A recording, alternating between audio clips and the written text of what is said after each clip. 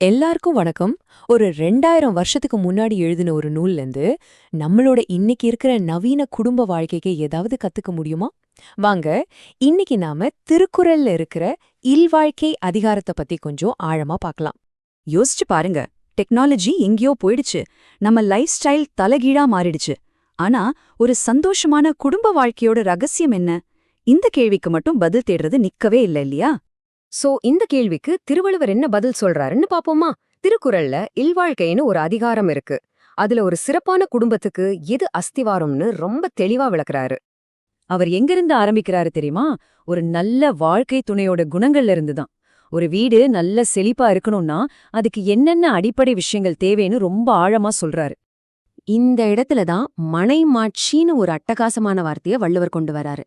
இத ஒரு கப்பலுக்கு நங்கூரம் மாதிரி நினைச்சுக்கலாம். கப்பல் எவ்ளோ பெருசா இருந்தாலும் சரி, பயங்கர புயல்ல மாட்டினாலும் அந்த நங்கூரம் தானே அதை அசையாம புடிச்சு நிறுத்தும். அதே மாதிரிதான் ஒரு குடும்பத்தோட நங்கூரம் தான் இந்த மனைமாட்சி. இந்த குறள்ல ஒரு ரொம்ப முக்கியமான விஷயம் இருக்கு. வள்ளுவர் வெறும் நல்ல குணங்களை மட்டும் சொல்லல, அதோட சேர்த்து பிராக்டிக்கலா ஒரு வீட்டை நிர்வகிக்கிற திறமையும் சொல்றாரு. இன்னைக்கு நாம பட்ஜெட் போடுறது, ஃபைனான்சியல் பிளானிங்னு சொல்றோமே, அதுக்கு இது எவ்ளோ கரெக்டா பொருந்தது பாருங்க. அப்போ மனமாட்சின்னா வெறும் நல்ல குணங்கள் மட்டும் இல்ல, அது ஒரு ஸ்கில். ஒரு குடும்பத்தோட பொருளாதார ஸ்திரத்தன்மைக்கும் சந்தோஷத்துக்கும் இது எவ்ளோ முக்கியம்னு இந்த குறள் அழகா சொல்லுது. இங்க வள்ளுவர் இன்னும் ஒரு ஸ்டெப் மேல போறாரு.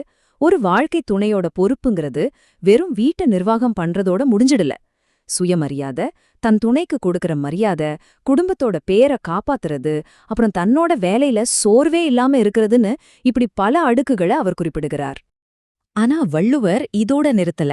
இந்த குணத்தை அப்படியே வேறொரு லெவலுக்கு, ஒரு தத்துவாத்மமான உயரத்துக்கு கொண்டு போறாரு.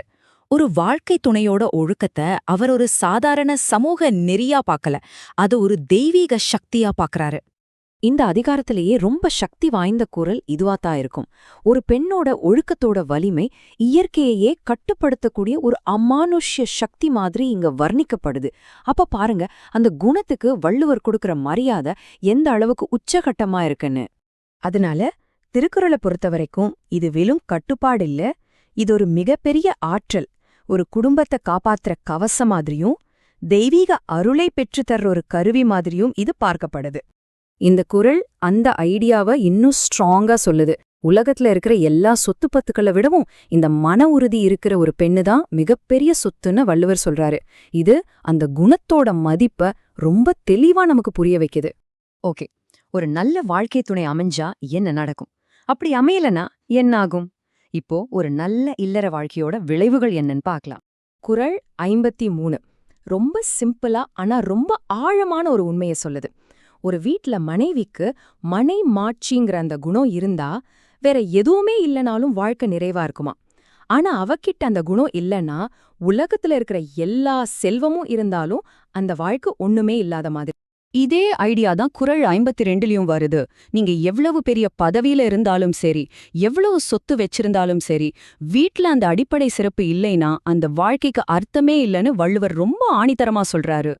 இந்த நல்ல இல்லறத்தோட தாக்கம் வெறும் வீட்டுக்குள்ள மட்டும் நிக்கிறதில்ல, அது ஒருத்தரோட சமூக வாழ்க்கை வரைக்கும் போகுது. குறள் 58 என்ன சொல்லுதுன்னா, புகழ்மிக்க மனைவியை பெற்ற கணவன் தன்னை இகழ்பவர்களின் முன்னாடி சிங்கம் மாதிரி கம்பீரமா நடப்பானா.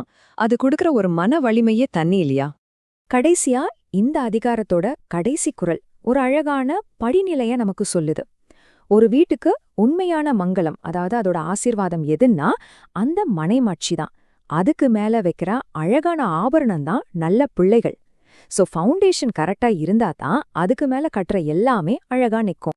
இதுவரைக்கும் நாம பார்த்தது ஒரு 2000 வருஷத்துக்கு முந்தைய பார்வை. இப்போ இந்த பண்டைய ஞானம் நம்ம இன்னைக்கு இருக்கிற காலகட்டத்துக்கு எப்படி பொருந்துதுன்னு கொஞ்சம் யோசிச்சு பார்க்கலாம்.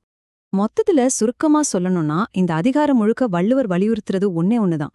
ஒரு இல்லறத்தோட ஆணி வேறே மனமாட்சி கொண்ட வாழ்க்கை துணைதான். மத்த எல்லாமே அதை சார்ந்துதான் அமையும்.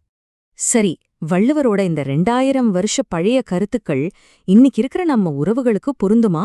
இந்த பண்டைய ஞானத்திலிருந்து நம்ம எடுத்துக்க வேண்டியது என்ன, இல்ல இதை பத்தி நம்ம இன்னும் விவாதிக்க வேண்டியது என்ன?